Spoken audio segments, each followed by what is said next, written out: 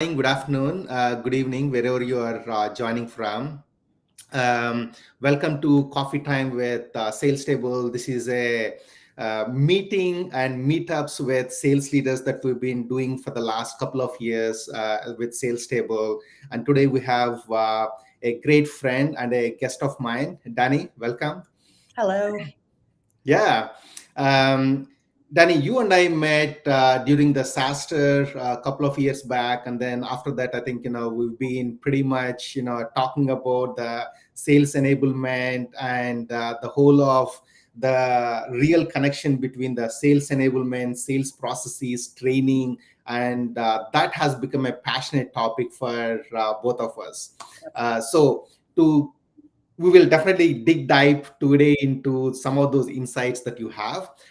Before we get there, can you briefly kind of give us a um, path through on your journey, and then I think what you do currently with the Capel? Yeah. Oh, Suresh, I'd be happy to do that. And first of all, thank you so much for having me on. I know we've been talking about this for a while, so it's exciting to be here. Let's see. So my journey, I wasn't expecting that question. My journey started about 18 years ago. I've been in sales and technology sales for that long. Leadership for probably, I think it's 14 years or so. But one of the things that makes me really passionate about the topics we're going to hit on today as part of my journey is I've held just about every single role you can have in a sales organization. So that covers sales administration back then. That was the name for sales ops. It has a sexier name Yeah. now these days. But part of what I've always done is I've always come in and figured out how to grow and maximize revenue plans and launch new business lines. And from there, I actually moved into sales leadership quite early in my career. I think I was in my mid 20s. When I was fortunate to be tapped and given that type of opportunity, and from there I've helped companies and owners navigate and grow business strategies so they can accomplish acquisitions, so liquidity events up to the $55 million with publicly traded private equity groups. I've been from the startup world for in quite some time, and then moved on to round out my experience with enterprise global sales and working with businesses even in the first Fortune 10 and doing deals with them. That was, I think, part of some of the most fun I had. So, and that move was really intentional to get into that space so I could round out the experience I have. And what I'm doing today is I founded my own sales consulting firm late fall last year. I gave myself a company actually for my birthday in October, and that was the official announcement. And today I help founders, CEOs, and other sales leaders do what I've done for 18 years, which is effectively grow revenue to scale for liquidity events, for different type of growth events. And yeah, that's the exciting part about what I do. It's the same thing I've been doing for 18 years. Now I just do it for other businesses. So there you go. That's me. That's a bit my journey and my background, what I'm doing today. Yeah, thanks for that. So the one that is very relevant and exciting for our folks is your, I think, very valued experience between the startups and the enterprise and the mid market. I think you've been there, you've seen everything. So today, here is what I think we will focus on, Danny. I think 2022, 2023, and 2024 has been very different years for many organizations. Doesn't really matter multi-billion dollar companies or startups. I think everybody are seeing challenges, the longer sales cycles, the growth has slowed for some. And of course, I think a lot of AI companies are doing great, but then again, it's one thing to say what is ticking out there, and it is another thing to say are they really growing their revenue, right? I think there are two different things that people always get confused about. So first things first, a lot of companies that we talk to, the founders or the sales leaders have this kind of strange problem now, right? Which is to say, hey, you know what, in the last 5 years or 6 years, we've had a sales methodology, we have a sales process that has worked to some extent. And now 2023, it didn't work. 2024 Q1 done, probably it is working, but we still don't know, right? And what that really meant for us was whenever we went to sales leaders, we are like, okay, I mean, of course, I mean, as sales table, we want to make sure that their sales teams are exceeding their quota. That's really our mission.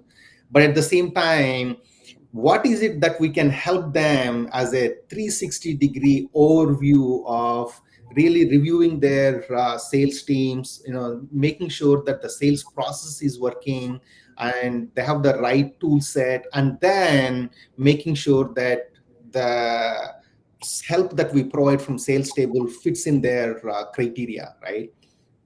I know you have done a lot of the sales process, the sales ops, and the methodology part of it.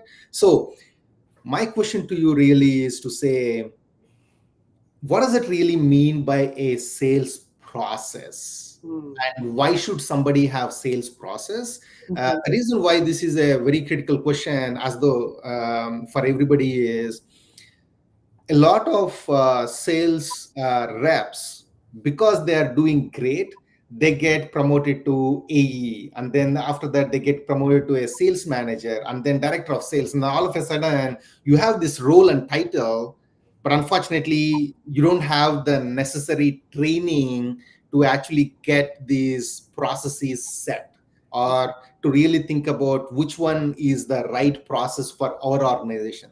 So if you can throw some light on what, from your experience, what does it really mean by a sales process? How do people pick and choose between different sales processes? That'll be super helpful. Oh yeah, Suresh, that was a lot of great context, and I'd be happy to talk about that. I've been that sales manager, that individual contributor multiple times in my life, my career here. But I think there's a couple things that's happening really before I kind of get into the topic of your question. I think from everyone, the last 5 years is one of the periods you're mentioning. I think everyone from the public space, from whether your business is publicly traded, to the privately owned businesses, all the way through the private equity and VC valuation activities. I think everyone, the trends we've seen the last 5 years really revolve around us trying to normalize as an industry.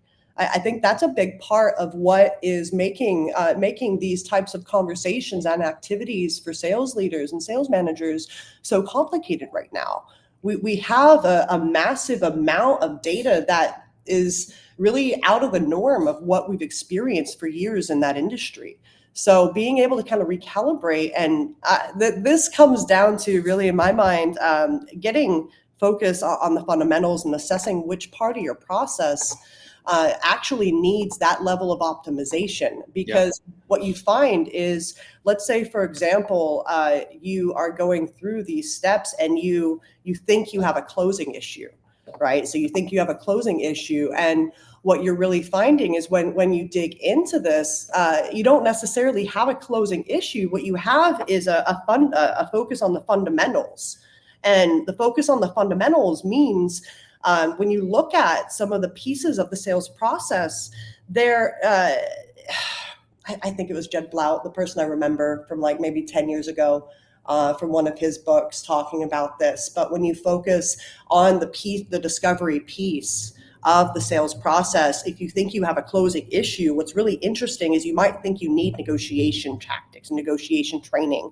But when in actuality, you find when you look at that initial data, when you dig back into the entire total sales process, is that you're not going, or sales is not going deep enough on the discovery pieces, where they're not going deep enough on the business pain points and what their solution solves, and the impact of their solution to alleviate those business pain points. Because when you don't do that early enough in the sales process, you don't capture what kind of levers you need to pull for an actual business case.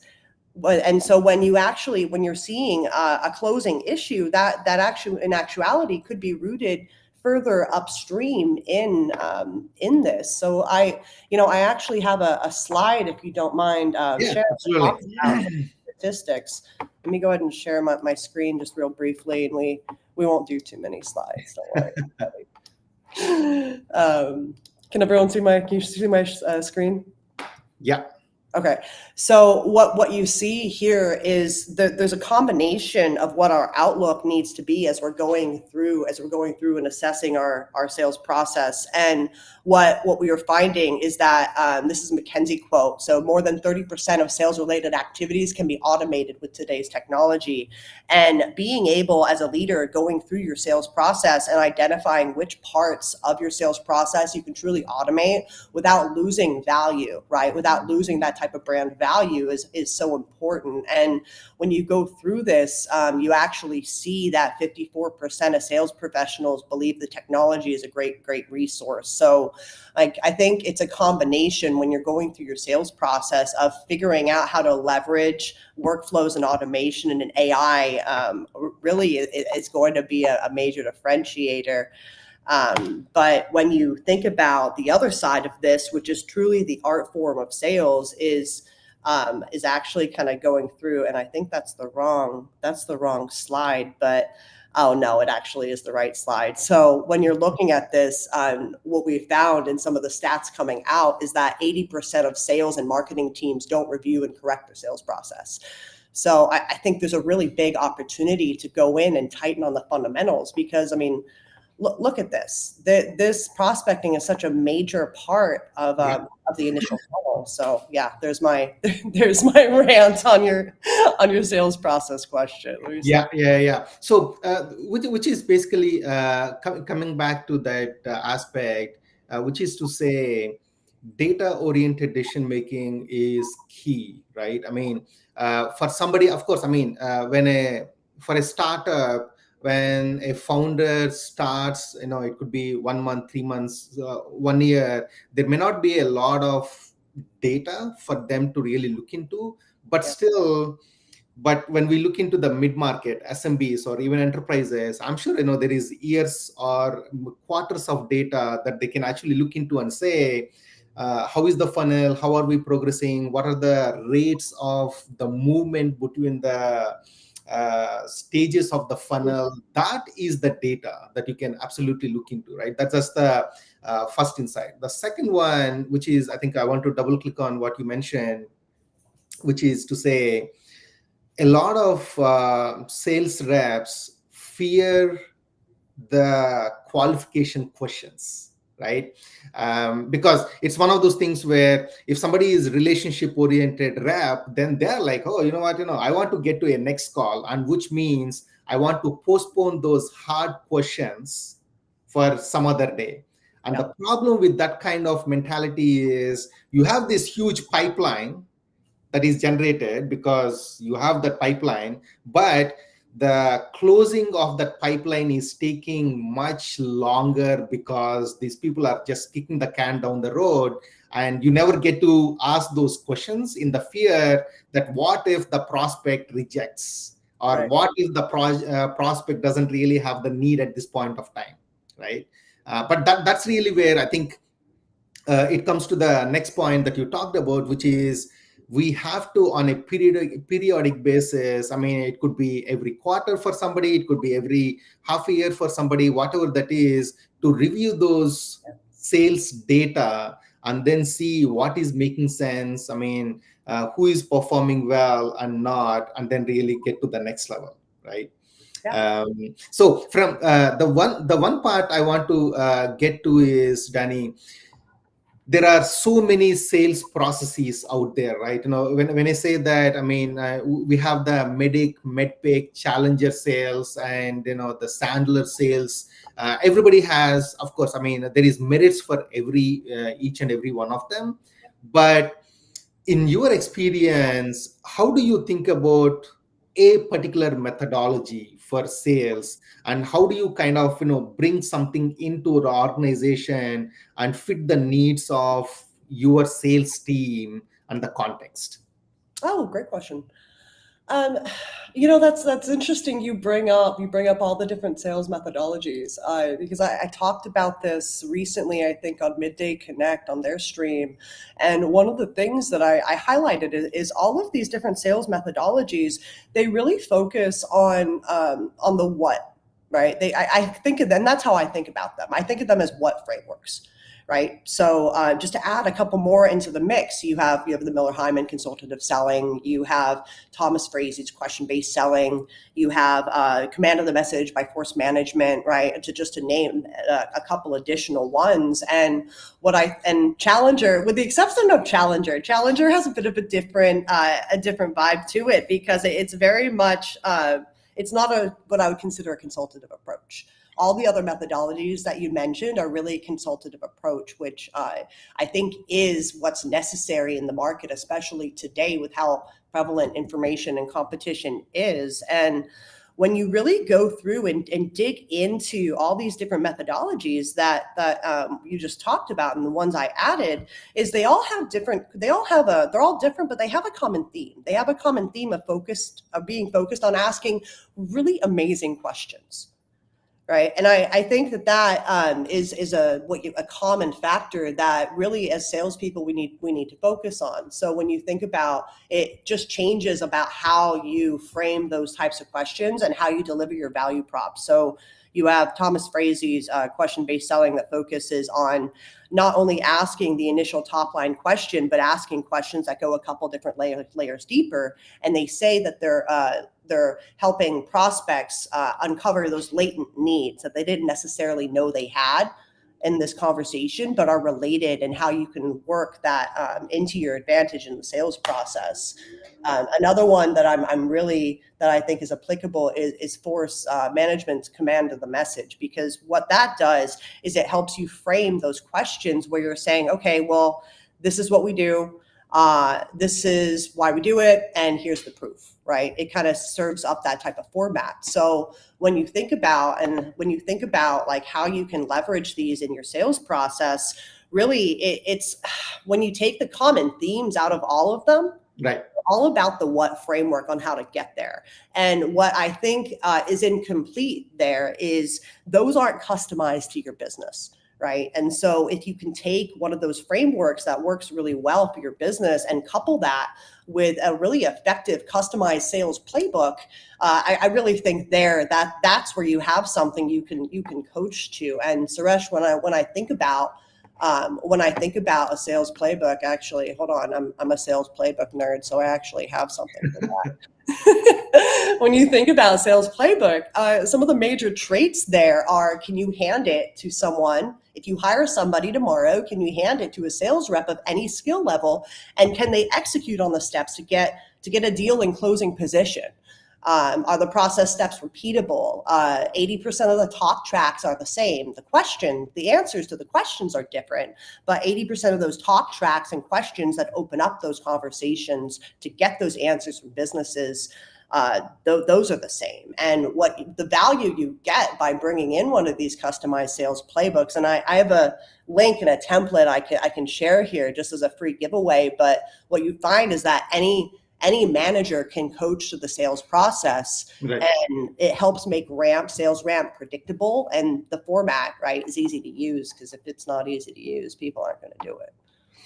Absolutely. So that's one of the next segue that we definitely want to do, which is the sales playbooks, right? I mean, a lot of it, what we see is people often get confused between, hey, you know what, I have a great email sequence, I have a great LinkedIn sequence, and there is a talk track, but then that's more or less like when founder-led sales kind of are transitioning into more of a sales-led sales. That's one of the aspect where there is a lot of confusion as to say, what should a playbook have? I mean, at a minimum, right? I mean, again, we're not really trying to boil the ocean. I mean, we don't need a 1,000-page reference manual. But from your point of view, from previous experiences that you have, how do you think about sales playbook, and how often do you typically change sales playbook? Oh, okay. So let me take the last part of your question and answer that first, and then I'll double back to the rest. I love that question about founders transitioning out of being founder-led sales organizations. So when I'm thinking about the last part of your question here, that is really about how often do you change and update a sales playbook, right? So a big factor there is in a sales environment, you always want to be working on how you can have an edge on your competition, or how you can stay ahead of your market demands and where your market needs to go and the needs of your clients, right? All those things are really closely related. And when the way you can do that is, I did this in one of my first sales leadership roles, is always be looking for different aspects of how to increase sales velocity. Okay. So when you think of how to increase sales velocity, that could be a handful of different activities. And to your point earlier, sales velocity, just to define it so we have it for the audience, is how quickly a deal will move through those different sales stages, right? That as part of the sales cycle, right? So if you can shorten any piece of that, and let's say the real life example that I went through is we had launched a new product. We were trying to move clients from being on an on-premise software solution to a SaaS platform, and that was a very low tech type of market. It was the construction industry, so very high tech in their area, very low tech in their practices, and they're catching up now even more. But what I found is that even before we were trying to grow this revenue stream, and even before prospects would agree to go into that type of sales cycle discussion, my salespeople were spending such a large amount of time on the education piece about why someone should move from an on-prem to a cloud solution. And in order to really solve, that's an example of kind of always be listening to how you can move your sales cycle, your sales processes faster. Because what we did then, when I identified that, is I actually went and I worked with the marketing VP to create these long campaign drip education pieces that just focused on one pain point per segment. Right. So, and by the time we got there, we were seeing people agreeing to enter into the deal cycles very, very early on. And when I think about whether it's a founder leading sales or it's a founding sales account executive, right? It's like I played both roles in some of these environments. And what I found there is you want to really, it comes back to the fundamentals again. What initially started your business? What grew your business? What had people invest? What had your clients that signed on originally? Why did they rave with you? And why did they rave with you? Why did they rave about you? And when you go back and you examine those as part of building out your sales playbook, you really want to focus on what those business attributes were initially with your ideal customer profiles, your ideal profiles, and made them move in the first place. And when you can take that and transition it to a sales playbook with different, and that's talking about your elevator pitch. That's talking about your value proposition for cold calling. That's talking about the different motions and the different time you do those motions in your sales cycle to create that education and that relationship, right? And introduce that information at the right times. Those are the elements really that you want to focus on. That's amazing. Not to give away too much, the elevator pitches, the cold calls, and then the objection handling, that's the kind of coaching that we just released, by the way, through our platform. I mean, at some point of time, you and I should definitely talk, but that's an amazing piece for us, because that makes salespeople confident. I think, at the end of the day, when they go in front of the prospects, customers, doesn't really matter, events, wherever that is, they have to be able to represent themselves and the company and the product well. Mm-hmm. And the only way to do it is by practice. Yeah. Right. And there is a, unfortunately, misconception that everybody has that, if there is a star salesperson, you don't need to really coach them. They will do whatever they want to do. But that's actually kind of, counterintuitive, because you can't really have one star person and then let your other 9 salespeople to be whatever they want to do, right? So that's really where I think which gets into the next segment, which is you talked about, hey, you know what, when you have these sales processes and then sales playbooks, it should be in a way where I give it to my new hire or somebody that came in from a different product sales to this particular product, whatever that case might be. And that leads to the question, which is a lot of customers that we talk to and the prospects and the customers that we have in the last 8 to 10 years, there are these budgets where they brought in the sales teams probably once in a year, twice in a year to a location, and then they did a 2 day or 5 day sales training. Okay. Yeah. With the products and then the depth of it and then the cross-selling, upselling angle, everything. But now, especially in 2022 onwards, those budgets have vanished, right? It's not just about the budget now, but then unfortunately, a lot of the middle management, think of them as the sales managers or the training managers, they were all unfortunately let go because of the economic and revenue reasons. And now the question that they're all thinking through is, hey, now that we need to make this, we see the value in training, in onboarding, and then continuous upskilling of my sales team because they are the ones who have to go out there and sell. So from that angle, Danny, from your experience, what are some best practices that you've seen in onboarding salespeople? Yes. Okay. Yeah. And, even when, Suresh, when those budgets for sales training were more prevalent, right? Even when we had those, I think this theory or this concept still applies. A lot of what I believe is, it goes back to one of your original points about practice. So as a sales leader or a salesperson myself, I never really want the first time a concept. Sometimes this is unavoidable, but you never really want the first time we're practicing some type of sales material that the business has given us or concept. You never want that to happen the first time in front of your prospect or customer, right? If that's avoidable. And in some circumstances, that may not be possible. I think I've been in that situation more than I care to remember. But what you find is that by going through those steps, it's not necessarily about what you're doing. It's more about how often you're practicing.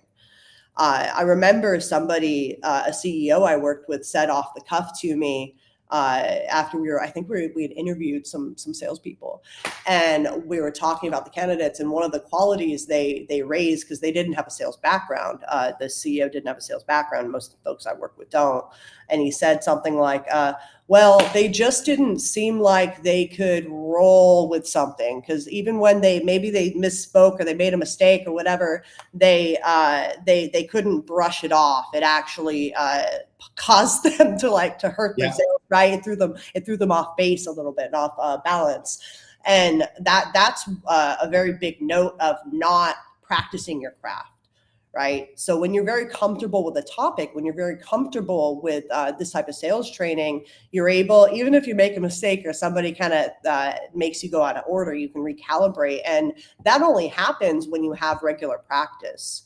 So when one of the things I do for businesses as part of my business is produce customized sales playbooks tailored to their company. And one of the things I include is the actual follow-on practice. Because if you're not moving step by step in some way, shape, or form, practicing the fundamentals with your team on the regular, it's just like a sports team. Somebody else who practices more regularly than you, that practices harder than you, they're going to kick your ass. Sorry. It's just the truth. And it's a competitive world. That's it. Completely. Yeah. So from that angle, I think, one of the follow-up that I have is, some businesses, some companies, some sales leaders exactly understand the value of continuous coaching. Yeah. Right. And some don't. And what is your approach to say how important is the aspect of continuous upskilling, continuous coaching, especially in the scenario where in 2024, the deals are kind of taking longer to close for the all right reasons. And it's not as easy to convince somebody to, let's say, just buy something because it is valuable. I think now the barrier to entry into no matter what kind of software, hardware, or whatever is the business, I think everybody are facing these challenges of slow growth in general. So how do you really think about that continuous upskilling to the sales teams? Yeah, it's a little bit, it's kind of related to how we originally started this talk about the sales process. Because if you don't, let's take the devil's advocate piece and say, if you don't have that type of philosophy and use that type of approach with how helping upskill your team on the regular, what's going to happen is you're going to start to see leakage in your sales organization. Whether it's like a whole, think of a leaky ship. Leaky ships are going to, right? That's the analogy I like to use. Because as time goes on, just like a ship on the water, as time goes on, if you don't maintain it, you're going to actually start seeing an issue with the performance, right? So that can look something like when you see it, you could see a retention issue, right? And some of Right, these right, things, right. you, depending on the age demographic of your team that you have, people at different levels in their career, let's say they're a bit earlier in their career, let's say they're in their mid or late 20s or early 30s or something, or 40s, and they're in that stage in their life where they're trying to move forward and increase their skill set because they want growth, right? I mean, those people that have that drive and have that desire, they're going to find it one way or another. And it's a matter of, okay, well, are you going to help guide the narrative for your business? Or are you going to start seeing this issue in something like retention, where you have employees that are going into other companies because they're not stimulated with that growth factor? You'll start seeing fatigue, I think, in your sales process, where things will start kind of slowing down, and you're not really sure why. You kind of sit there. I mean, Suresh, you've probably been in these board meetings just like me, in these management meetings, and people are sitting around scratching their head saying, okay, well, we didn't change anything. The market's humming along. Inflation is coming down a bit. What's happening? Yeah. And I really think that when you start seeing some of those symptoms, it's just like a muscle fatiguing. That's it. It's just, sales is like that. That's it. It's a living, breathing organization. Yeah. So the one thing that you talked about is very relevant for us, as to say, when salespeople leave, when there is a high churn or turnover of salespeople, a lot of sales leaders don't understand, unfortunately, the hidden cost of salespeople leaving.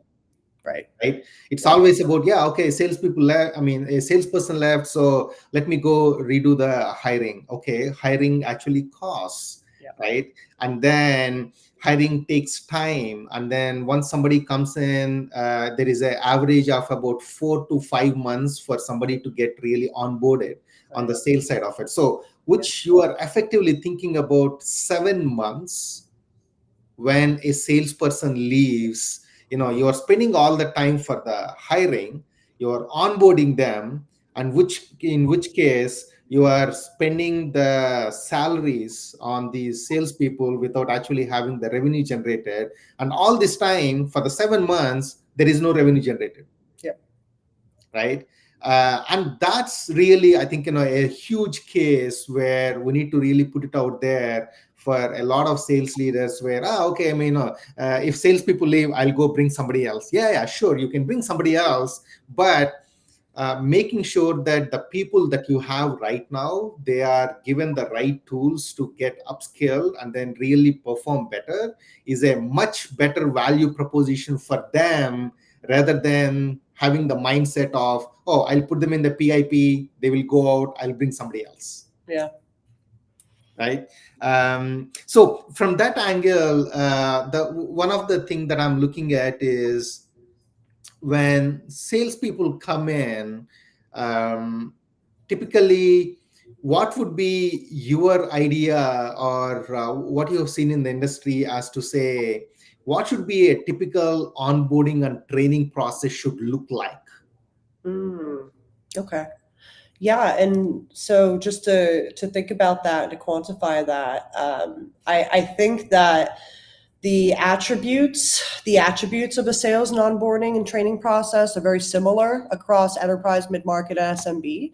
I think the ramp period that we're talking about is shortened or longer, right, for the different market sizes, right? Obviously, for enterprise, you're going to have the longest ramp period that we're talking about here. But I mean, really, some of the key elements for sales onboarding is it's building this right from the get-go. I think, you know what?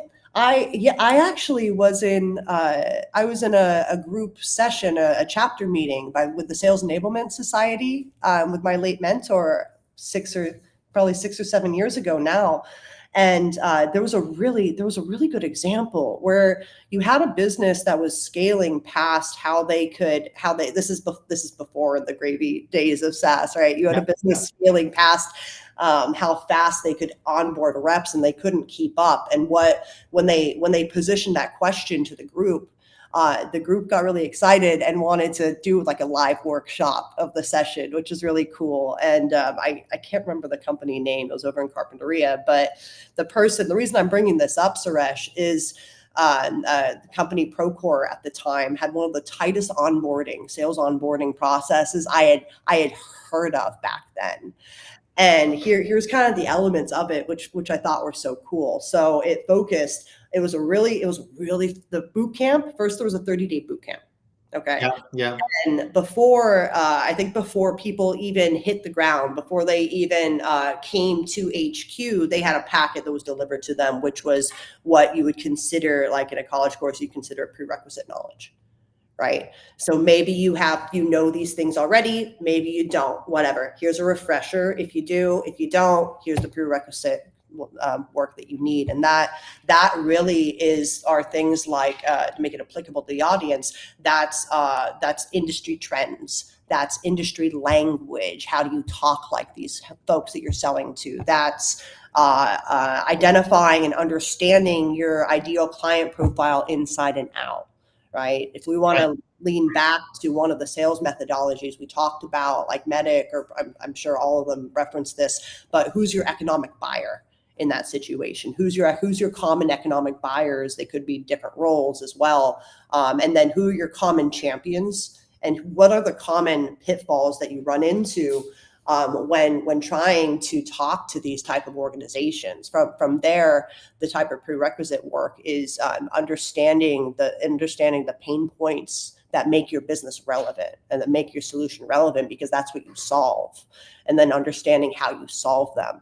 Right. So that to me is all foundational coursework that you need when onboarding a sales rep. And that they had a really tight way to bring in their reps through all of those different stages. And I think part of what I loved so much about the way the program was designed is they had such a tight playbook system where they would get you through. The idea was to get you through a sales cycle in your first 30 days. Got it. Wow. Okay. Fast, right? And I think in some organizations that's too fast. That's not possible. Like if you think of my last role with ERP sales, that's not realistic. Like a fast time frame is 3 months for that, which is fast to begin with. But if you take that concept in itself and you take what your average sales cycle is, helping a rep get through those steps in the first 30, 60, 90 days of a sales cycle, depending on what your length is, that's the confidence boost. And that's the confidence builder that you were talking about, I think, earlier in this talk. Because if I kind of call them at bats. So the more at bats you can have somebody have in a sales process, right? Earlier in the onboarding period, the more they learn simply by doing. That's it. You've got to do the work. You've got to go out there and actually do the steps and whack your head a couple times to learn. So. Yeah. So now, as a kind of, I think, a last follow-up, when you talked about the Procore, by the way, I think, I didn't realize I was in the construction industry for almost 6 years, by the way, and we were doing all kind of project management for the construction. A lot of the in 2011, 2012, a lot of IoT is a big deal, and we actually sold into a lot of construction innovation teams at Martinson and DPR Construction, and a bunch of Webcor and all those great guys out there. And one of the things that we realized is when we talk about the economic buyer, sometimes based on the product and the life cycle that you are, it is very difficult to understand who that buyer is until you get into some of these cycles.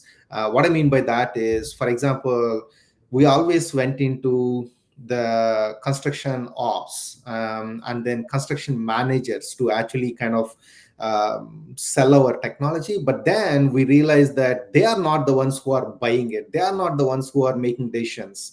And it actually goes all the way to chief information officer in some of these big Yeah. companies. But then even the hurdle for us was some of the CIOs were like, no, no, no, we are not really taking any new technology. And then after a couple of quarters, we realized that there are these VP of innovation, VP of technology, who are much more willing to accept new ideas, and they want to prototype things before they actually become the mainstream products that Mm. construction managers or field supervisors can use, for example, right? So to discover that path, it almost took us about a year to really go from one company to another company, and then the sales cycles in these kind of things are super long. And that is a very important thing for all the salespeople like myself. I mean, even to understand, it's not just about having that product and then knowing that, oh, you know what, I want to get into a CIO or a chief sales officer. But then you need to really understand who is having that pain and who is willing to take that product and then try it out to see if that can become the part of their stack that you have. Mm-hmm. That's a great lesson that we learned as part of that whole process, because that's one of the point where we always think about when sales leaders think about it. You need to be on the constant outlook to refine your ICP Yep. until you have that volume that kind of is coming in on a natural basis. Danny, as a last thing, especially in 2024, how are you really seeing the market and sales leaders trying to adopt these, whether it is about the new process or tools? What are you seeing, especially in 2024? I think the sales leaders, and when I think of a sales leader in this context, that's probably like a director, a sales manager, our sales ops and our sales enablement folks, right? So you've got the team that does the selling, and then all the supporting teams that make what this revenue growth plan is happen. I think, Suresh, I think everyone's still trying to sort out AI.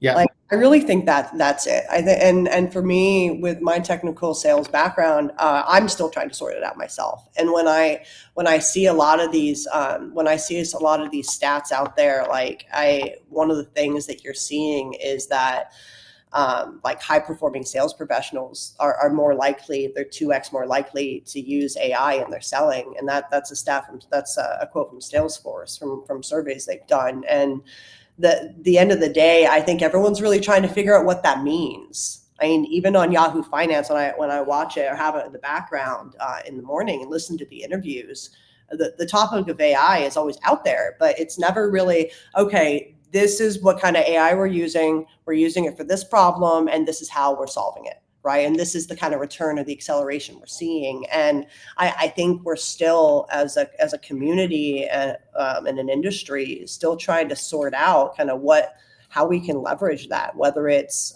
in AI automation, like having actual email conversations and having a bot do that for us, or whether it's a chat on a website, or if it's something like I saw Gong.io was piloting or had something in beta where people could talk to, I think, effectively their pipeline, right? And based on the data in there and the data that they had, they could kind of get an idea of deal closing probabilities. So I think that as an industry, we're all just trying to figure Yeah. out, cut through the noise, right, and figure out how to leverage that. Yeah. That's a great insight that you provided, Danny, because the way we see at Sales Table, talking to hundreds of sales leaders in the last couple of years, and then of course we are on the ahead of technology in terms of what we need to do in terms of the AI and help our customers really get to that mission of helping them exceed the quota. That's really our mindset, right? Right. So one of the biggest challenges that we see is, for example, you have these hundreds of tools that are coming in every single day, right? Somebody doing the email personalization, somebody doing automation, somebody, for example, ChatGPT, Claude, I mean, Gemini from Google, and you can create these personalized GIF files, or you can create these 30-second videos. Yes, they're all great, but then I don't have a budget to buy 50 different tools, even if something is $10 a month. Right. Right. That's number one. Number two, yes, all these tools are great, but how do I use them in the context of a single prospect that I have? Or so I think now we are actually seeing this whole thing of, yes, I think there are a lot of these technologies that are coming in, but I think the winners will be those companies who can put in the right context and use the AI to solve that problem on a daily basis. I think that's going to be the one, right? Because it's very easy to be super excited about, oh yeah, I'm using ChatGPT, I'm using Claude, or whatever that is. But then that kind of excitement kind of slowly dies down, because that has to work on a daily basis, not just on an excitement mode. Yeah. Right. So again, I think Danny, this is actually a great conversation. Thanks for, I think, putting together all the insights that you've had from your 18 years of expertise out there, and I would love to kind of really think through, and for the viewers as well, if you have a direct question for Danny or myself, please feel free to connect with us over the LinkedIn and then send a message. And Danny, I know you've sent me the free playbook link, and what we will do is I'll post it right after the session is ended on the LinkedIn, and we'll go from there. Suresh, sounds great. And congratulations to you and Sales Table on your recent award. It's well deserved. Absolutely. Thank you. It's all a teamwork. And Danny, again, looking forward. Yeah, great. Loved it. Thank you so much for having me. Have a great day, everybody. Suresh.